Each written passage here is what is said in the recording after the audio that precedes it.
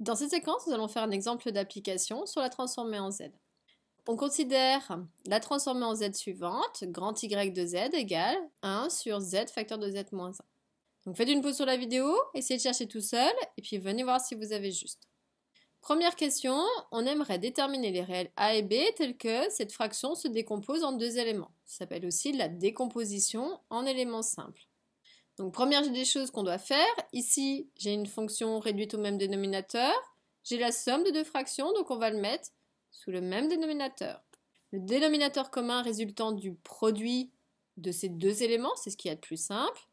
On aimerait avoir z facteur de z moins 1, donc c'est-à-dire qu'ici on va multiplier par z moins 1 en haut et en bas pour conserver l'équilibre de la balance.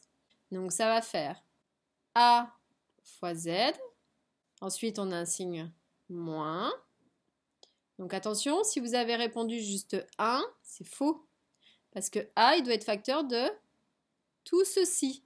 Donc quand je développe, je donne a à z et je donne a à 1. Donc ici, ça fait a fois z moins a.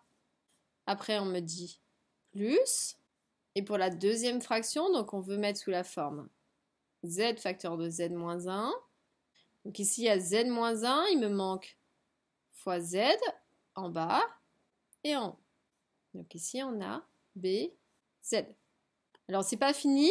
Je ne peux pas m'en sortir encore tout de suite parce que nous n'avons pas regroupé les éléments de la même famille.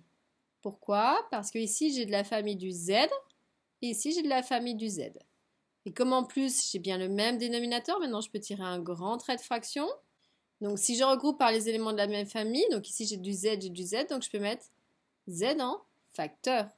Facteur de quoi? On n'oublie pas. On lit de la gauche vers la droite. Donc déjà, il va me rester mon A. Ensuite, pour l'autre, j'ai le B. Mais attention, il y avait un plus devant. Donc là, on a plus B. Donc le tout fois Z. Et après, il me reste une personne. Attention, on n'oublie pas, moins A. Donc déjà, on a bien transformé l'expression pour avoir une fraction avec un dénominateur égale une fraction avec le même dénominateur. Tout va bien.